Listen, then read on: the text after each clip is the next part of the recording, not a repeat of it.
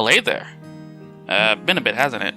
Wait, what do you mean it's only been 2 months?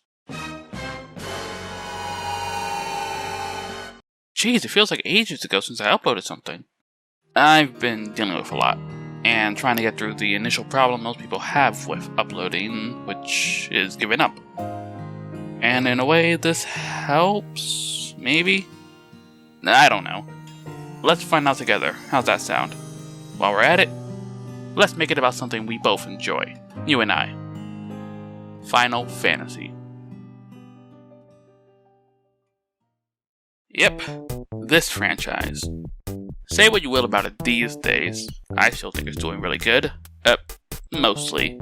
The designs these days just haven't matched up to the old character designs. I mean, look at him. Now look at her. Look at her. Look more. Oh, sorry, getting ahead of myself. Noctis looks really good. Love him. Anyway, this franchise holds a deep place in my heart. I don't think there's a single mainline game I dislike. And apparently, this doesn't just translate to gaming. Did you know Final Fantasy had a movie? Oh, wait, no, not Final Fantasy VII Advent Children. Before that. That's right, a hidden Final Fantasy movie. A movie that bombed hard, but is actually really good. Like, I really enjoyed it, and I think you would too. So, here I am, recommending it to you. So, give it a watch. But after you finish this video, I need watch time, so I could be a big boy YouTuber one day. Speaking of becoming a big time YouTuber, why not help me out with that by moving your mouse over to the gorgeous looking subscribe button? Yeah, just give that a nice click. We hate red here, so make it gray. While you're over there, why not click that like button too? I mean, you're already there. Thanks. 2001. The days of Grand Theft Auto 3, Devil May Cry, Sonic Adventure 2, and Final Fantasy X. The 2000s were a great time to be a gamer, and apparently Square thought so too, having released the amazing game that is Final Fantasy X. But that wasn't all they had up their sleeve, no. Only a couple days before Final Fantasy X, the creator of Final Fantasy, Hironobu Sakaguchi, released Final Fantasy: The Spirit Within. And my god was it gorgeous looking. For the time. It really shows its date, but god is it gorgeous. In fact, it was so gorgeous that they used the main character, Aki, to promote their movie via a sexy magazine. God, I love old Square. Up until the Prince of Persia movie in 2010, this was the most expensive video game movie of all time, and it really shows.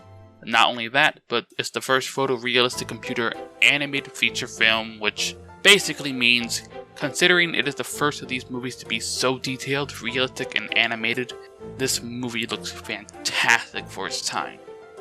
Some people liken it to the CGI of the PS3 as a sort of insult towards it, but hello? PS3 CGI is beautiful. And not only that, but this movie was literally made during the PS2 era. It being like a PS3 CGI is a compliment. Since I seem to have rambled onto visuals, character design. The design for the characters are, not that interesting. None of them are really bad, they're serviceable, but they're just not iconic looking.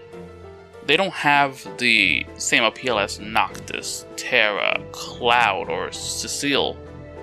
But none of them are terrible looking. Aki is the best one by far.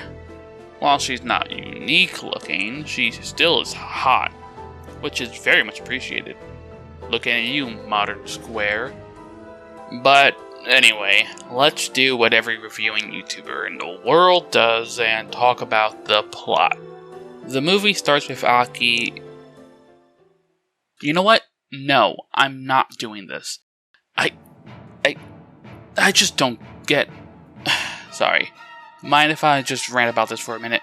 Seriously, why do YouTubers do this? just spend all this time talking about the story when they're trying to get you to watch or play something. The people who won't play or watch it don't need to care about it, and the ones who will normally don't want to be spoiled. Sure, there are some people who don't mind being spoiled, but not only are they the minority here, they could just go watch the movie. Or just look up clips from the movie. Am I alone here? This feels like something YouTubers do for filler. To increase the juicy watch time by just explaining the plot of a movie, making you feel like you just watched it to a degree, even though you got the worst version of it. It's like that one episode of Avatar, the Ember Island play thing, where the Fire Nation have a terrible summary of the character's journey so far. That crowd of people, they're the viewers of typical reviewers. They think they understand a story based solely on a poorly done summary of it, and the thing about these summaries is that they're often not even done with an unbiased view. They always say certain words, speak in certain tones, and just do things in a way to try to make you just instantly believe whatever it is they already believe. It's stupid. I'm not doing it. I'm going to be talking about the movie. If you don't want to see spoilers, then just take my word on it. It's good. I loved it, and I might even watch it again when this video is uploaded. My title is already leading with positive connotation of the movie, so you know I loved it. I'm not going to pretend to be unbiased and nudge you towards that too. While the movie wasn't perfect, I loved a lot of things about it. From the romance between Aki and Gray, to the teammates being really fun and enjoyable to watch, to the villain of the movie being both unjustified in his actions, but also very much understandable in why he wants to get rid of this threat so bad after his family and friends were killed by it, and he's pretty certain the weapon he has will fix the problem.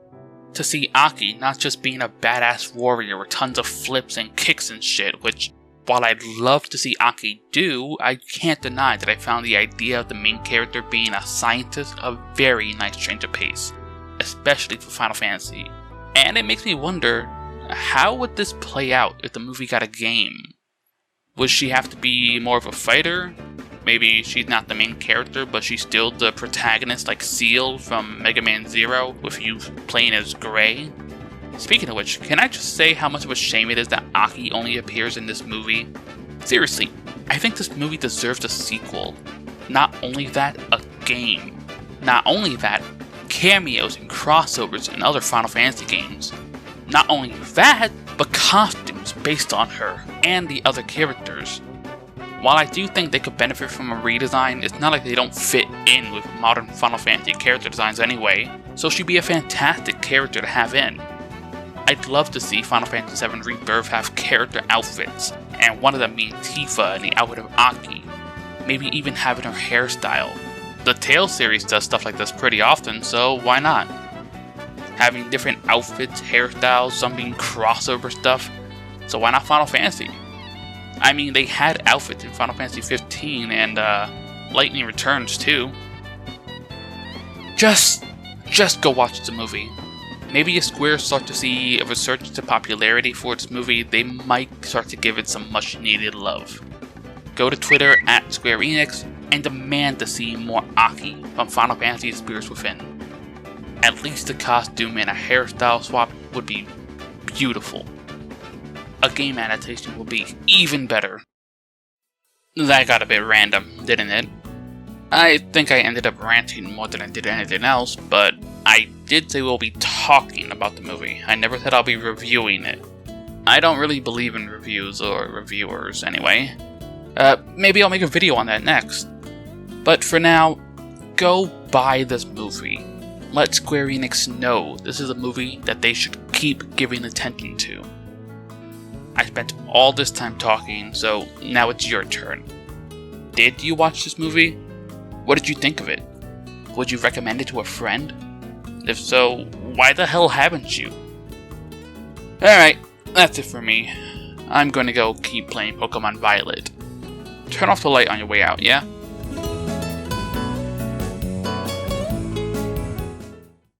Up next.